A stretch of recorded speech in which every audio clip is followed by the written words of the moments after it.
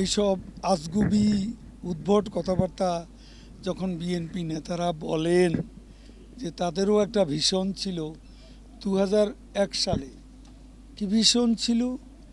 ভীষণ ছিল 2004 সালের 21শে আগস্ট বঙ্গবন্ধু অ্যাভিনিউতে সন্ত্রাস বিরোধী র্যালিতে অ্যাটাক করে গ্রেনেড হামলা পরিচালিত করে শেখ হাসিনাকে হত্যা করা এবং আইবি রহমান সব 22 জনের জীবন প্রদীপ তারা নিভিয়ে দিয়েছিল।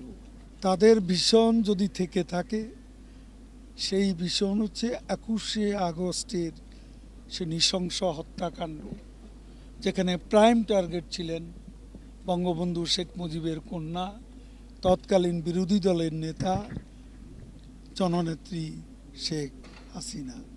তাদের যদি কোনো ভীষণ থাকে, সেই ভীষণ ছিল 5 বছরে 21,000 আওয়ামী লীগ নেতাকর্মীকে হত্যা করা। তাদের যদি কোনো ভীষণ থাকে, সেই ভীষণ ছিল বিশ্বনন্দিত ফাইন্যান্স মিনিস্টার কিবরিয়া সাহেবকে হত্যা করা। তাদের যদি কোনো ভীষণ থাকে, তাহলে আমাদের আরেকজন এমপি জনপ্রিয় শ্রমিক নেতা আহসানুল্লাহ মাস্টারকে হত্যা করা।